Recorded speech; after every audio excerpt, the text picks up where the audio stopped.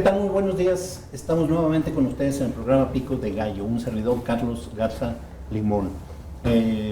Pues un tema de interés, ya ven que periódicamente, aproximadamente cada mes, cada 22 días, hacemos un recuento de los eventos, de los acontecimientos más importantes, tanto nacionales como estatales.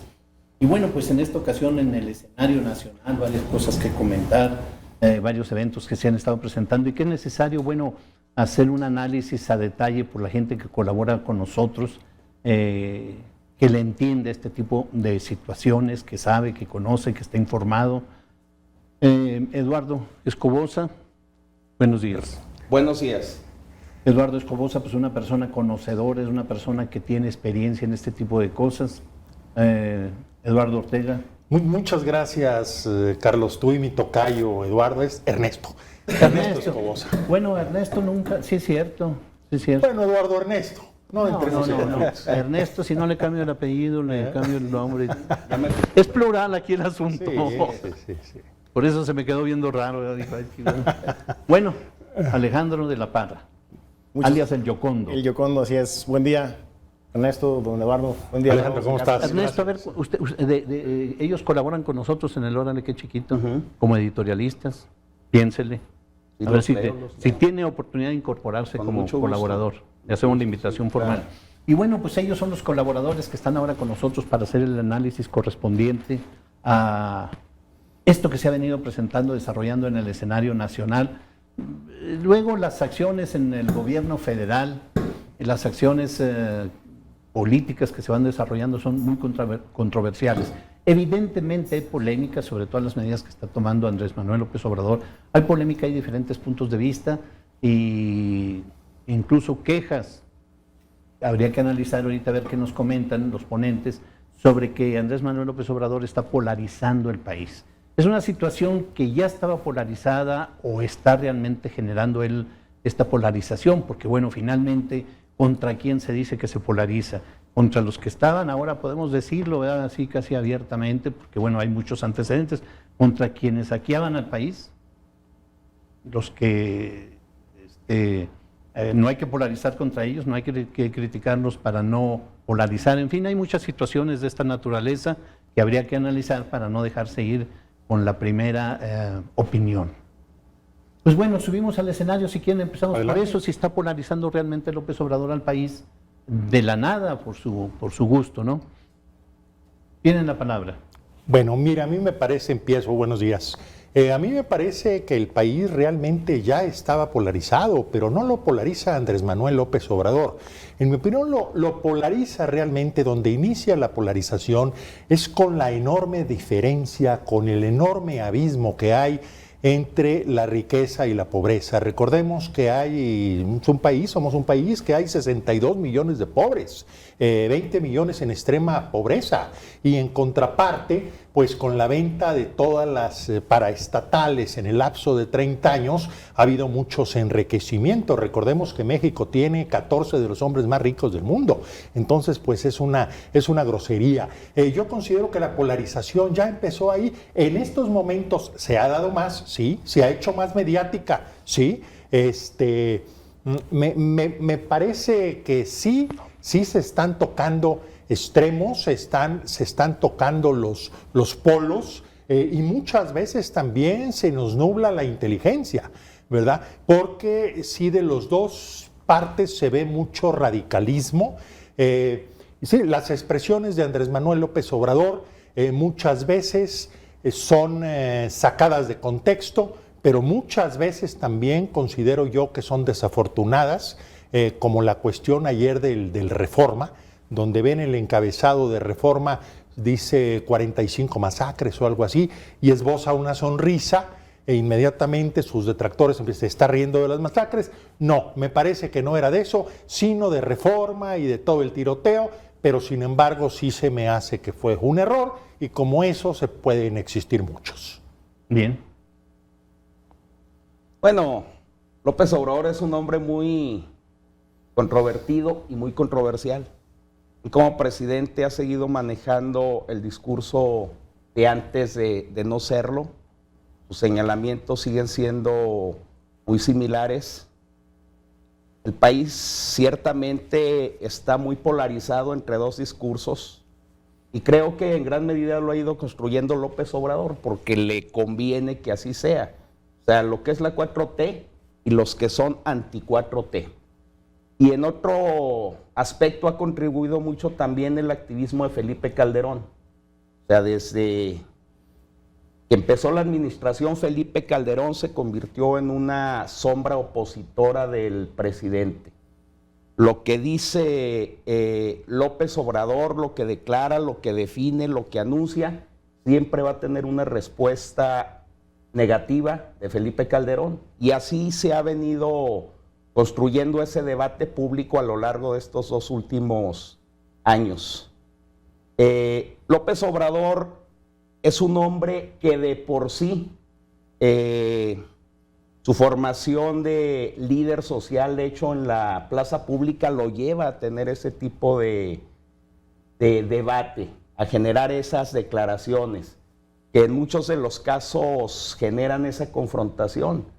En sus conceptos es muy duro, precisamente lo que comentaba Lalo ahorita, cómo se ha referido al periódico Reforma. Y eso genera que haya un contradebate. Y creo yo que no va a haber ningún cambio en ese sentido. Estamos acostumbrados a tener políticos con un discurso muy conciliador, con un discurso de mucha apertura. Y López Obrador no tiene ese discurso. Tiene un discurso en el que expresa en lo que no está de acuerdo, que en muchos de los casos se convierte en un cuestionamiento o en un ataque público. Y obviamente eso contribuye al debate, porque él está centralizando en este momento el debate. O sea, todas las cámaras, todos los micrófonos están en torno a López Obrador. Él genera la agenda pública todos los días con la mañanera. Y eso contribuye mucho. Alejandro. Sí, don Carlos, pues bueno, el país, como bien dice don Eduardo, ya está polarizado y sigue estándolo y va a estar un poco más. Pero me parece también que México siempre hemos sido un país antisistema, hemos sido un país que siempre luchamos contra quienes tienen el poder y siempre aventamos el tomate a quien está en el templete. Es una cuestión incluso hasta cultural, me parece. Pero también está por esta otra parte la cuestión del hecho de que los resultados que se prometieron, los resultados que se tenían previstos o los objetivos específicos que se habían puntualizado no se han logrado. Se hablaba, por ejemplo, del combate a la corrupción, del huachicoleo. No se logró. Me parece que lo único que, para lo que ha servido, es para abrir otro frente en la cuestión de la seguridad, por ejemplo. Es un resultado que quedó a medias. Se logró quizá en un momento dado pues lograr algo de movimiento hacia el tema, pero crea o genera un hueco muy grande en la cuestión de seguridad en el Bajío. Y eso también ayuda a que, como bien dicen detractores, el activismo que existe, por supuesto, de alguna oposición, de quienes de algún modo quieren pues sobajar o quizá moverle un poco el tapete al presidente, lo puedan lograr. En el caso de salud, por ejemplo, con el INSABI, se hablaba de acabar con la corrupción, se hablaba de un tema de luchar contra los miles de millones de pesos que se fugaban. Y esto provocó de alguna forma una escasez de medicamentos que también permite abrir otro frente para estarle pegando al presidente. Y como bien dice Ernesto, además el presidente no trae una política de estar conciliando, de ser una persona que escuche a todos, que le dé la razón a los demás. Por supuesto que no, y eso ha servido también y ha enardecido y exacerbado quizá la participación de los varios frentes. Y entonces esto se convierte en un día a día de dimes y diretes de un presidente de la República, quizá desviando temas hacia una rifa, hacia una cuestión un poquito, vaya, lo que podríamos decir nimiedades, que a la gente en lo personal posiblemente no le pueda estar sirviendo de mucho, pero que a los políticos, específicamente sobre todo a quienes pretenden de alguna forma atacarlo, les está dando mucho de comer. Y precisamente me parece que es la diferencia ahora, sobre todo, pienso yo, es que él estaba acostumbrado a ser una persona que señalaba, una persona que de alguna forma era la oposición y era una oposición muy fuerte, y el día de hoy que tiene que gobernar, que tiene que ser quien tenga más o menos cuidados varios frentes, es donde se está, si no dificultando, porque muy probablemente así lo está planeando, es lo que está permitiendo que esta polarización se esté exacerbando. No me parece que sea una cuestión más que políticamente bien planeada. Bien, me piden a través de redes que les comente que esta polarización no se genera de forma espontánea, sino que es una polarización histórica que viene desde hace muchos años, que ahora a la par de Andrés Manuel López Obrador, las redes sociales han tenido mucha oportunidad de participar y actuar en los medios de comunicación, en la opinión pública, y está reflejándose realmente una opinión que estaba acostumbrado a no escucharse. Y el país estaba polarizado por la vía del hecho con anterioridad. Es lo que me comentan que les comunique. Y bueno, finalmente no se puede buscar conciliaciones en función de una situación inequitativa. ¿Cuál es la conciliación? ¿Hacia quién? ¿Hacia los que se llevaron o tienen el dinero? A ver, ejemplo, las medicinas. Esa sí ya es aportación mía. El medicamento faltaba desde antes de López Obrador. No es reciente la falta de medicamento, ni mucho menos, y ya se ha superado mucho ese problema, salvo que no se da a conocer con oportunidad por parte de algunos estados. Bien, ¿algo más que quieran agregar sobre ese tema? Respecto a ese tema, precisamente, medicamentos, se habló mucho que faltan medicamentos para los niños con cáncer, y efectivamente es un problema que traemos hace tiempo. Anteriormente no faltaban medicamentos. En el sexenio pasado no faltaban medicamentos de niños para el cáncer, pero no servían porque les inyectaban agua, les inyectaban un placebo. Y también hubo quejas de medicamentos ya en mal estado que bueno, no hacían el bien necesario, al contrario, perjudicaban. Entonces había una simulación respecto a eso. Se ha generado una corriente de opinión donde dicen, es que Andrés Manuel López Obrador quitó la partida que había para niños para el cáncer. Es cierto.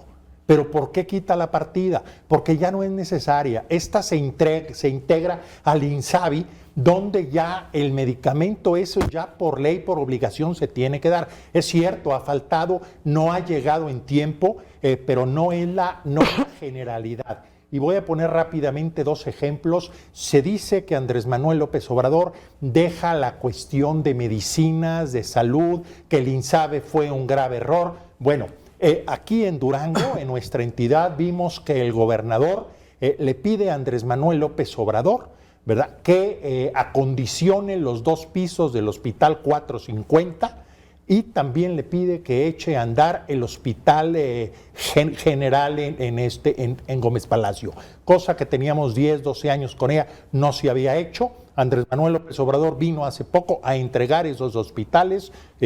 Fue algo cumplido, algo que sí se dio. Bien. Y también hay que reconocer que, bueno, fue a petición del gobernador. Para los que dicen que la relación es mala, están en partidos diferentes, pero creo que sí hay cierta empatía. Bien. Y creo que también hay un factor determinante, ¿no?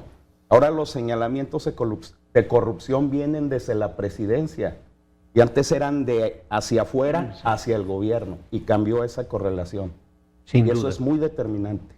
Hay una movilización muy fuerte en las redes sociales. Ustedes son parte de ese señalamiento, los tres son muy activos, muy atinados, debo decir. Se puede coincidir o no, pero están activos. Entonces, esa es una novedad, efectivamente. Y los señalamientos eran de afuera hacia adentro. Porque se invierte. Así es, se invierte ese proceso de tal manera que los afectados dicen, no, pues se está dividiendo.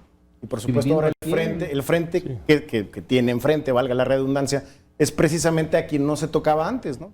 Precisamente ahora son los expresidentes los que van a movilizarse, son los partidos políticos que a lo mejor dejaban al gobierno ser y solamente lo atacaban en cierta forma. Ahora hay una consigna directa sobre la imagen del presidente y de su manera de gobernar, por supuesto, porque se están tocando ciertos puntos clave, ciertos callos que están doliendo bastante, sobre todo con el tema de Lozoya, con el tema específicamente del sexenio pasado, el sexenio de Calderón. Sí hay, son precisamente este tipo de detalles los que pueden abrir más frentes y dan por supuesto una polarización más grande y un tema a debatir, por supuesto.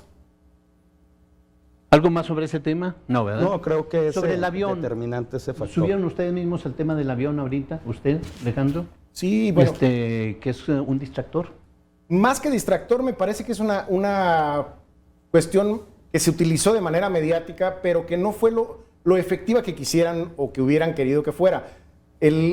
Para mí, desde mi muy particular punto de vista, es un total fracaso el hecho de que no se haya terminado de vender los boletos, el hecho de que haya servido para desviar atenciones de otros temas que, como bien comentaba ahorita don Eduardo, la cuestión de las masacres, esa manera de pronto de minimizar o de hacer parecer que minimiza el tema por la forma en que lo toca o la forma en que lo trata, me parece que son los temas que podría uno criticar del gobierno.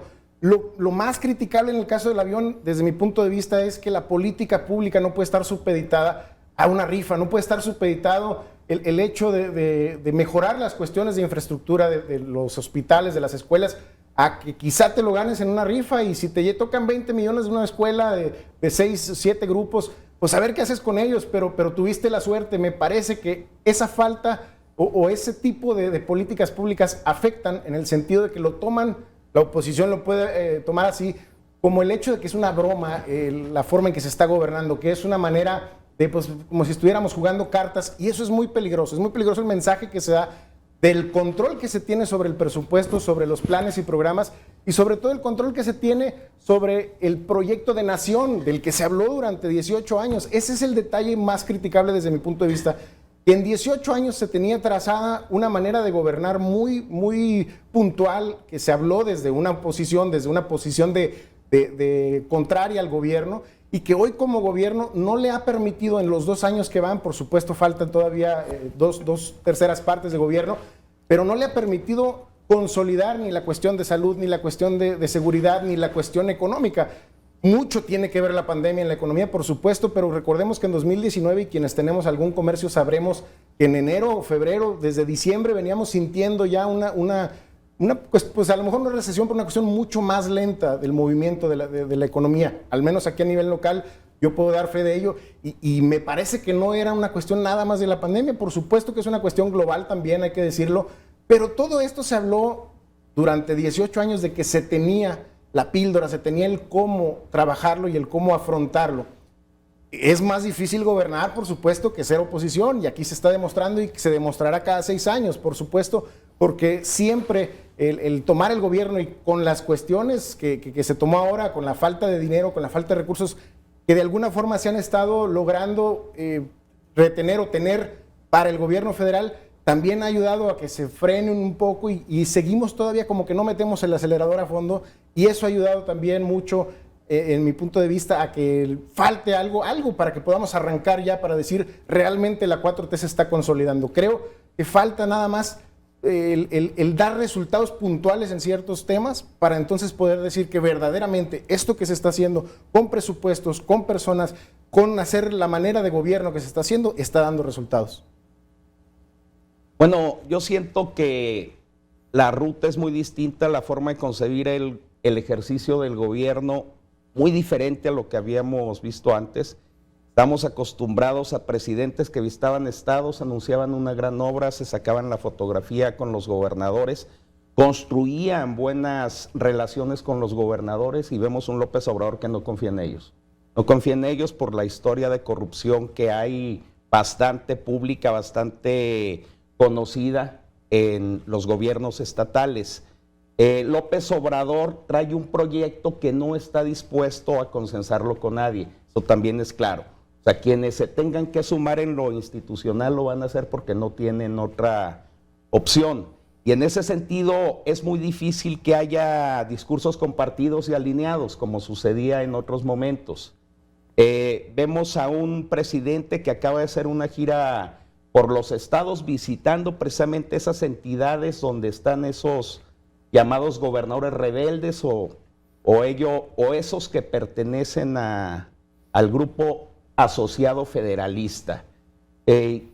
Sus discursos fueron bastante prudentes, mesurados, gobernadores que se comportaron de una forma distinta con la presencia del presidente a como lo hacen cotidianamente cuando no está. Eso también contribuye bastante a que no haya un buen entendimiento institucional o un buen entendimiento entre los actores políticos de gobierno. Pero creo que a nivel programático está funcionando el gobierno. O sea, los programas ahí están, los recursos siguen fluyendo, se han construido esquemas muy distintos, al grado tal que ya son constitucionales los programas sociales, y es una forma también de ir construyendo una nueva identidad de gobierno, algo que no existía. Vemos que hay una gran connotación de parte de López Obrador en ir fomentando una política social,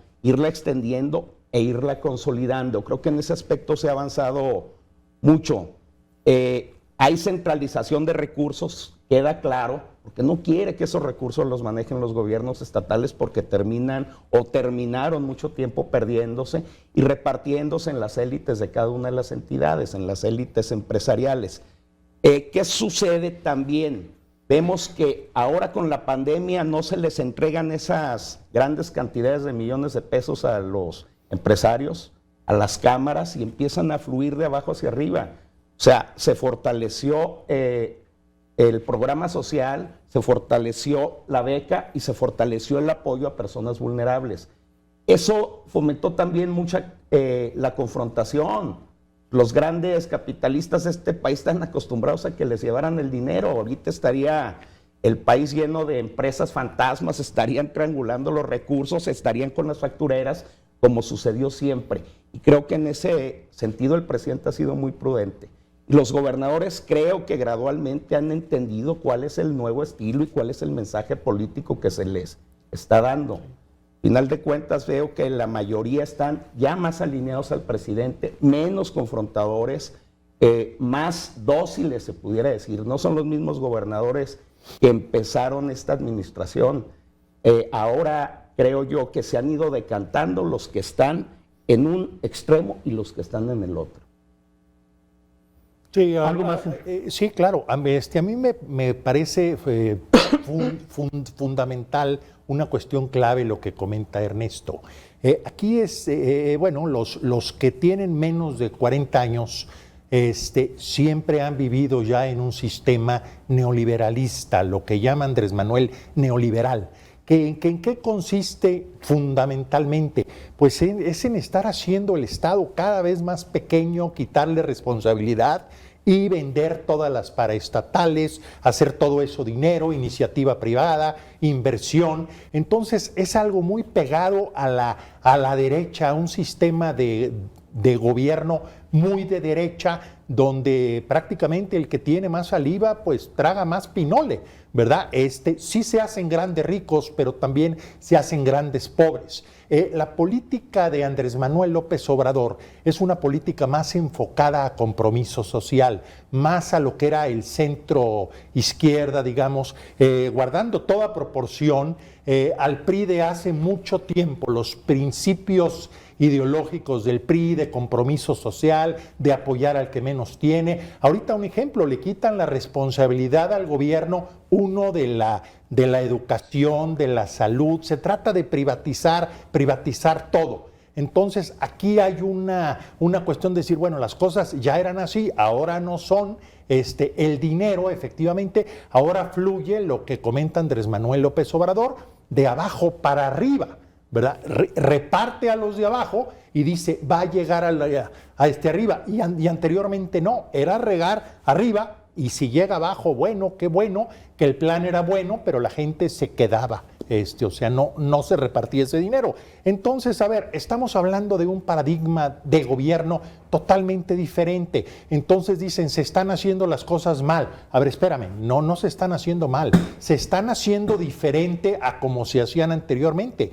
Y los grupos de poder de ahora son diferentes totalmente en ideología, en presencia de todo, a lo que era anteriormente. Entonces no vamos a ver resultados palpables, claros, pues hasta dentro de algún tiempo, y vamos a saber realmente qué se hizo bien, qué se hizo mal. A mí un ejemplo, lo que es el INSABI, me parece que al final de cuentas se hizo bien. El Seguro Popular anteriormente no era una institución, era un seguro de gastos médicos mayores, nada más era eso, no se invirtió. Aquí sí es ya una institución dando salud, donde contratan personal, donde se crean hospitales, todo eso. Entonces son diferentes maneras de gobernar, y eso sin duda alguna polariza. Es algo que no conocemos y algo totalmente diferente.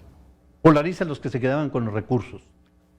Quiero poner de ejemplo porque se ha puesto muy, bueno, ha entrado recientemente en algunos estados, Durango incluso, en la discusión sobre los programas, determinados programas que se han eliminado de la forma en que se operaba. Hay otros. La forma. Sí. Y bueno, salía a discusión hace 2 o 3 días el hecho de que el fortalecimiento a los municipios mineros, había un programa de fortalecimiento a los municipios mineros donde se les daba recursos para obra pública, para fortalecer. Se lo robaban. Bueno, vamos a decir, se desaparecía, algo raro pasaba ahí. No hay que ser radicales tampoco. No era efectivo, digamos. Algo raro pasaba ahí. Pero no llegaba. No llegaban, efectivamente, Carlos. Pero Así hay programas ahorita que incluso se está discutiendo, no quiero dar más elementos, pero se desaparecen los programas Es cierto, federales pero mira, que se operaban. sí, sí es importante precisar esto, porque, a ver, la corrupción aún sigue, y mucha.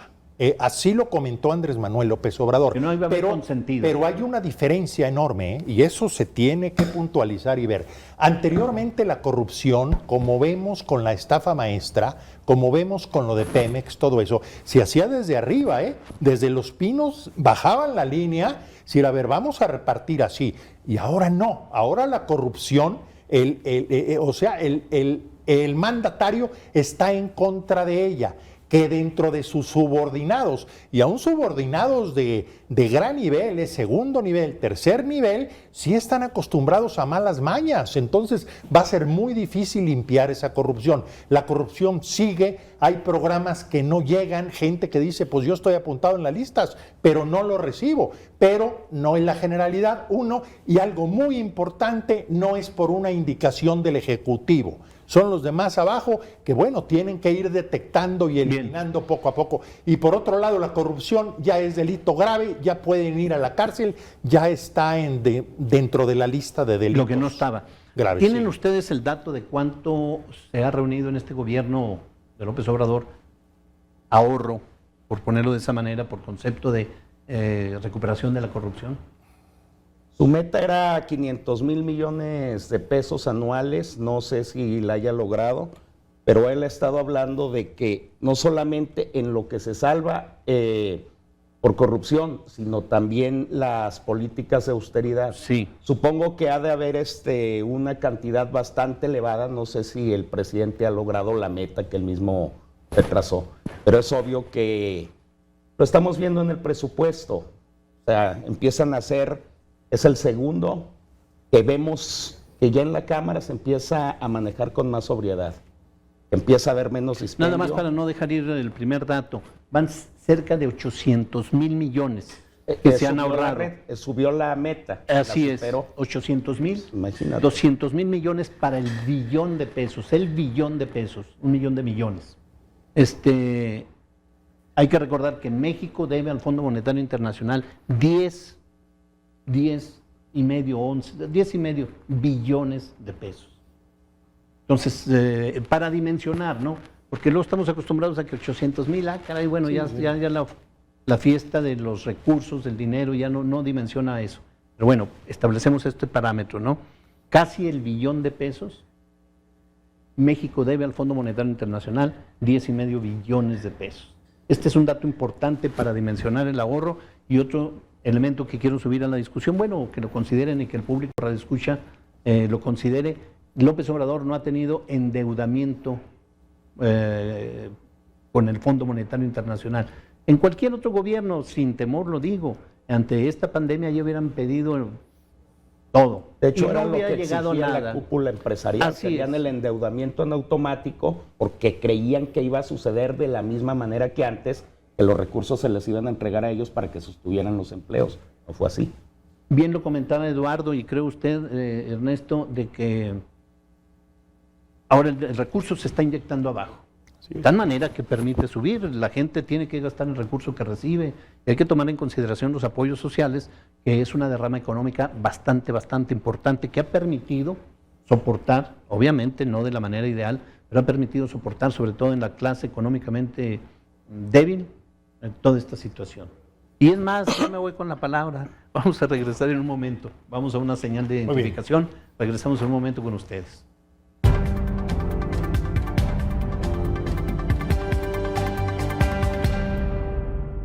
Continuamos en este espacio de Pico de Gallo. Recuerden, estamos con Ernesto Escobosa, Alejandro de la Parra y Eduardo Ortega. En este análisis, estamos comentando ahorita en este espacio que tenemos la certeza de que ha sido lo que va de Pico de Gallo muy interesante. Se han tocado algunos temas desde el punto de vista que la gente considera que es adecuado, nos lo están diciendo a través de redes, los felicitan. Hacen una felicitación. Bien, vamos a lo local. Acaban de pasar los informes, tanto el gobernador como el presidente municipal. ¿Cuál es la opinión que ustedes tienen al respecto de la manera en que trataron y abordaron y todo el entorno que se dio a esto? Fíjate, a mí me parece que por parte del gobernador este último informe ha sido tal vez el mejor de su sexenio. Se vio una comunicación más fluida, se vio que tocaron más temas, menos números y se fueron más a hablar de la gente, decir, esto ayudó a determinada gente, esto benefició a determinada gente. Hay una cosa que a mí me parece muy importante, muchos hemos comentado, es que este gobierno no ha hecho obra. No existen grandes obras, no existen cuestiones así. Y sí se queda uno con esta idea, decir, bueno, es que no hay una obra representativa. Y efectivamente no existe. Pero nos damos cuenta que en el informe empiezan a hablar que hay obras aquí, allá, y ya analizando y viendo, sí se puede decir, a ver, es un gobierno que ha hecho obra en los 39 entidades, municipios, sí. No se ha concretado como los otros gobiernos a hacer obra, sí que se note, a veces obra de relumbrón, sino que ha repartido en todos lados. Entonces, eso es muy importante. Es obra que no se ve, pero ahí está. Me parece también muy importante la cuestión del agua. Gómez Palacio, Lerdo, un ejemplo, se batalla mucho, se sufre mucho con la cuestión del arsénico en el agua, cosa que bueno, ya hay una promesa federal de hacer una cuestión ahí monumental muy grande. 10 millones, 10,000. Sí, pero por mientras, ¿qué se hace? Aquí por mientras se han hecho muchas plantas tratadoras de agua, existían 2, este gobierno ha hecho 10 plantas, ¿sí? Donde se trata el agua. Son cosas que no se ven, ¿verdad? Pero ahí están. Otra cosa importante es la cuestión de un ejemplo, aquí lo de Andrómeda para el agua, pues lo del agua, ¿no? Todo el pavimento que realmente se nos desarma. Aquí el pavimento en Durango no va a ser bueno, no vamos a solucionar este problema hasta que se acabe el problema del drenaje pluvial.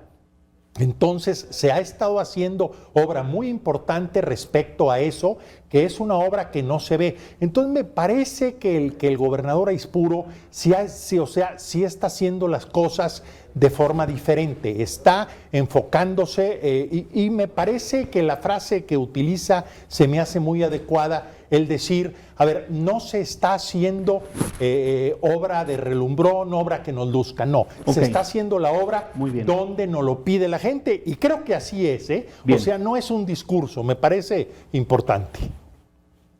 ¿Sí? Alejandro, Ernesto.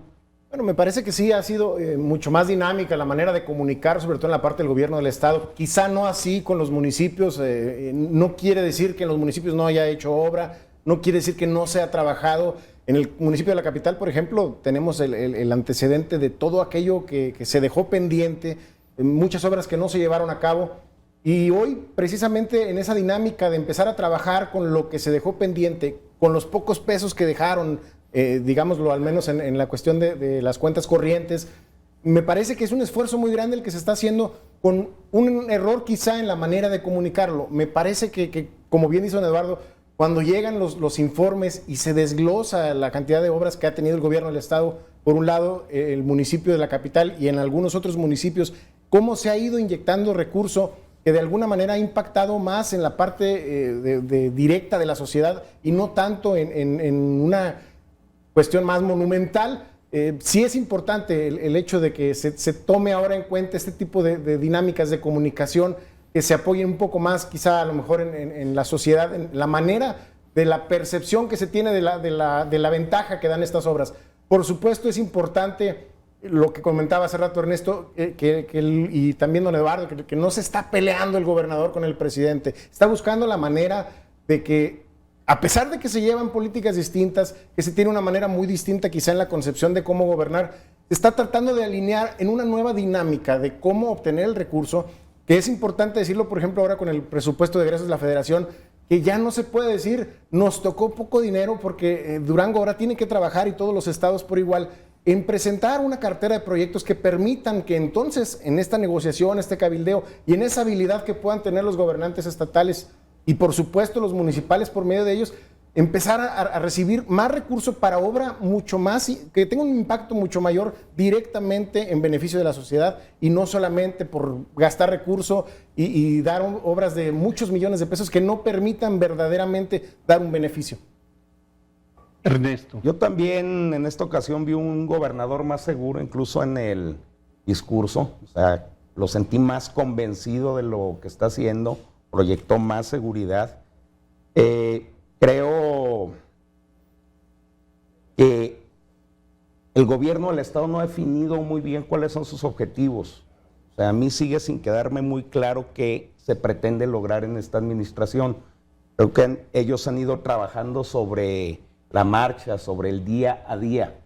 No me queda muy claro si es el sexenio de la salud, si es el sexenio de la educación, si es el sexenio de la obra pública estratégica. O sea, no hay una definición clara como estamos acostumbrados que se diera en otros momentos. Creo que el gobernador tiene una visión de presidente municipal de todo el estado. Efectivamente, él ha estado trabajando muy cercano a los diferentes alcaldes, ha tratado de colaborar en la obra pública necesaria, más allá de la llamada obra ornamental. No vemos ese gran legado material aquí en la capital, no lo vemos tampoco en Gómez Palacio como sucedía en otros momentos, pero creo que al final de cuentas no se ha generado con esta forma de administrar los recursos descontento social. Eso quiere decir que el gobernador al final de cuentas está haciendo lo que le corresponde hacer con los pocos recursos que existen. Los recursos públicos siempre son muy limitados. Creo que el gobernador está muy consciente de ello. Creo que los gobiernos municipales siguen estando en una situación de gran vulnerabilidad. Yo veo un gobierno municipal, el de Jorge Salum, que todavía no acaba de acomodarse. Los veo demasiado disociados de la realidad. O sea, ¿por qué? Porque él tuvo la oportunidad de llegar y construir un esquema diferente de gobierno. O sea, durante muchos años se fueron llenando los gobiernos municipales de dependencias ornamentales que no sirven para nada. O sea, llegó un momento en que cada presidente municipal era como un pequeño presidente de la República en su municipio. O sea, en muchos de los casos se está ejerciendo dinero que ni siquiera son responsabilidades de los gobiernos municipales. O sea, los gobiernos municipales deben enfocarse a los servicios y a la seguridad nada más. Y aquí hay un desvío de recursos a muchísimas dependencias que ni siquiera justifican su existencia.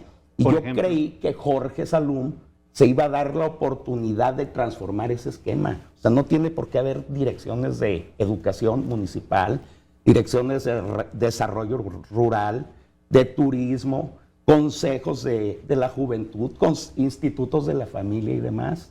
O sea, se debe invertir ese recurso en el mantenimiento que tan necesario es. ¿Hay duplicidad en ese sentido de función? Hasta triplicidad, porque son funciones que le corresponden al gobierno federal y a los gobiernos estatales, no a los municipales. Algo que no han entendido los presidentes municipales es que ellos son el intendente de la ciudad, el afanador de la ciudad. O sea, su trabajo es mantener la ciudad funcional, en buen estado, darle mantenimiento. Y no está sucediendo así. O sea, yo no veo que haya una política pública establecida para cubrir con esas deficiencias que se vienen arrastrando desde hace muchos años.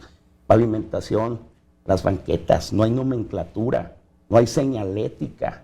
Los jardines y los parques en esta ciudad son de temporal, nada más están verdes cuando llueve. O sea, hay un gran descuido de las obligaciones constitucionales que están muy claras cuáles son, o sea, vialidades, alumbrado, panteones, rastros, parques y jardines, de seguridad pública, o sea, nada más. Y están metidos en otras muchísimas áreas que no se justifica su existencia. Y es un desvío de recursos que se van a esas dependencias que se dejan de aplicar en lo que sí les corresponde. Y Jorge Salmón tuvo esa gran oportunidad y no la aprovechó. Estamos viendo también una serie de errores como la ciclovía.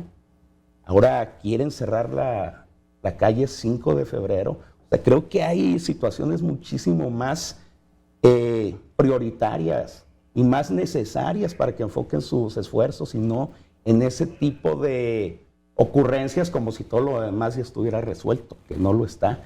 Es una de las ciudades más descuidadas, capitales, Durango. O sea, acabo de estar en el Bajío, qué diferencia de ciudades, pero ya el ciudadano es muy exigente. Fíjate que, bueno, hay una... sí está tratando, perdón, Jorge, de corregir esa cuestión que comenta Ernesto, porque tiene razón. O sea, a ver, sí han existido demasiadas dependencias que se han estado creando, ¿verdad? Jorge ha estado tratando, incluso ya anunció la fusión de varias dependencias, que no es algo sencillo, porque como la gente está acostumbrada a otras cosas y que haya de salud, que haya de la mujer, que haya de esto, el decir las vamos a desaparecer, inmediatamente hubo quejas. O sea, la gente ya está acostumbrada a ello y retomar efectivamente la función primordial del municipio, que sí, es seguridad, es calles, todo eso, no va a ser algo fácil. Yo creo que la política de Jorge sí se quiere enfocar en parte por ahí, pero no va a ser nada sencillo lograrlo. No sé qué querías. Sí, además me parece que, bueno, además de esta nueva dinámica que pretende, creo que en la parte de parques y jardines, por ejemplo, que se está invirtiendo a lo mejor el dinero en una línea de riego para evitar estar gastando dinero en rentar, por ejemplo, las pipas, y que se empiece a regar con agua tratada, con una línea morada, le llaman ellos, me parece, para poder regar de manera directa el camellón, los parques, los jardines. Vaya, ese tipo de obras, lo que se hizo de la sustitución de las líneas de agua, de los remedios y del Saltito, por ejemplo, que gastaban hasta 1 millón de litros diarios, me parece. Si no estoy mal, me disculpo por la cifra, pero todo este tipo de obras también son necesarias, también había que hacerlas, por supuesto. Desgraciadamente, de pronto se abren frentes y le pasa lo que le pasa de pronto al presidente de la República y le pasó a lo mejor al gobernador al inicio. Se abren frentes políticos innecesarios, inertes, además, como el caso de la fusión, por ejemplo, esta de las funciones del Instituto de la Familia y el Instituto de Salud Mental, porque entonces se habla de que es que no le apuesta a la salud mental. Bueno, lo tratan de dilucidar y empezamos a platicar que las funciones no se van a dejar de hacer. Lo que se va a dejar de hacer a lo mejor es destinar toda una partida presupuestal y entonces inyectarla en otras partes y poder... Estoy de acuerdo con Ernesto, hay muchas cosas que quizá los gobiernos municipales pretenden hacer cuando no debieran y quieren a lo mejor tener una incidencia mayor en la opinión de la gente de que se vea el trabajo y todo. Y sí deberían a lo mejor enfocarse más en la parte social. Por ejemplo, en educación estoy de acuerdo, me parece que debería de incidir más en la parte de la educación social hacia temas de salud, hacia temas de medio ambiente, y no tanto a lo mejor en los programas de becas, a lo mejor en otros rubros que podría a lo mejor el Estado absorber perfectamente o ser subsidiados por la Federación con un proyecto, por supuesto, bien plantado. Pero me parece que el esfuerzo que se está haciendo con todos los problemas presupuestales que se estaban también presentando, que se han presentado a lo largo desde el inicio y a lo largo de este año, no le ha dado lo suficiente para hablar de resultados puntuales, fuertes y concisos como quisiera la sociedad, pero me parece que se está encaminando a un tipo o a una dinámica distinta del trabajo, más allá de la gobernabilidad, del trabajo operativo de la administración, que es lo importante, me parece. Me parece muy interesante el enfoque que le dieron, Ernesto, a la cuestión de la inoperatividad de alguna manera de las diferentes dependencias municipales. Creo que allí hay errores de fondo en términos de ir cubriendo cuotas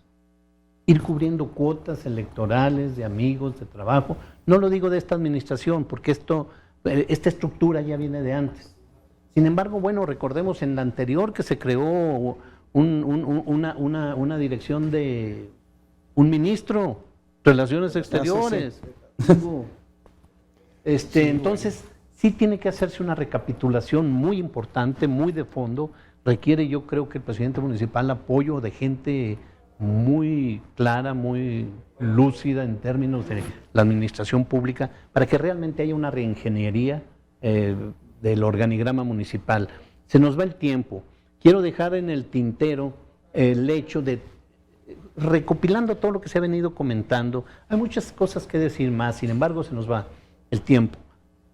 El país entra con López Obrador y la sociedad civil en una nueva etapa, en una etapa diferente de cómo hacer la política. Y los partidos políticos están quedando atrás. De veras, es un fracaso. Qué lamentable que en la elección de la nueva dirigencia de Morena está en las condiciones en las que está. ¿Cómo es posible? Eso obviamente lo vemos a distancia y ajeno. Sin embargo, es una realidad que hay conflicto allí. Sí, claro. Un partido tan importante, tan consolidado, tan aceptado por la sociedad se desmorona. ¿Qué es lo que se requiere? ¿Qué es lo que se requiere? ¿Qué vendrá? ¿Qué forma de organización tendrán que tener los próximos candidatos para realmente ganarse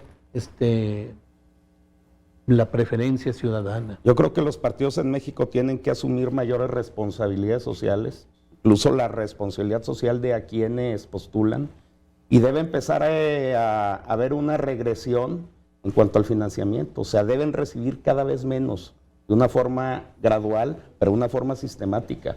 O sea, son entidades que ya ni siquiera necesitan acceder al poder, se conforman con controlar un partido político.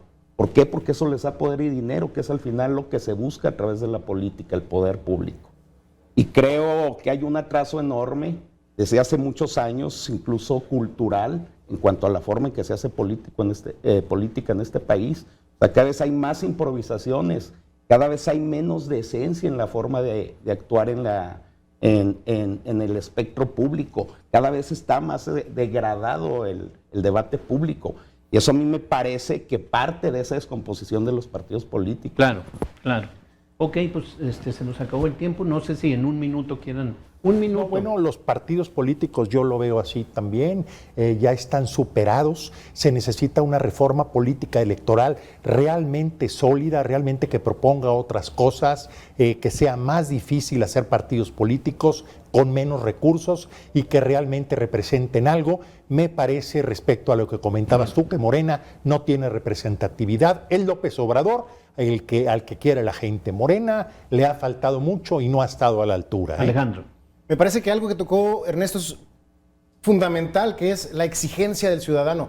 Me parece que los partidos políticos van a hacer y deshacer en conveniencia, ¿no? A final de cuentas, buscando conveniencia, pero es muy importante que la participación de la sociedad por medio de redes sociales, por medio de cualquier espacio de opinión y sobre todo por medio del voto, podamos darle nosotros el norte a esos partidos políticos, desaparecer a aquellos que ya no están dando nada y por supuesto ser nosotros quienes incidamos de manera muy directa en cómo se lleva el gobierno. Bien, pues les agradecemos al público Radio Escucha que nos haya acompañado en esta emisión de Pico de Gallo, muy interesante. Recomiendo de verdad que la gente que no escuchó todo el programa pueda darse la oportunidad de volverlo a ver, entrando a YouTube, digitando Mesa de Debate Pico de Gallo. Ernesto Escobosa, le agradezco mucho su participación. Alejandro de la Parra. Al contrario, un honor, don Carlos, gracias. Eduardo Ortega. Muchas gracias, Carlos. Y muchas gracias al público televidente, Radio Escucha, que nos acompañó a través de las redes también en esta emisión. La próxima semana le tendremos algo de suma importancia como antecedente de la democracia que se vive o que se ha venido batallando en este país. Va a ser una sorpresa. Que tengan muy buen día.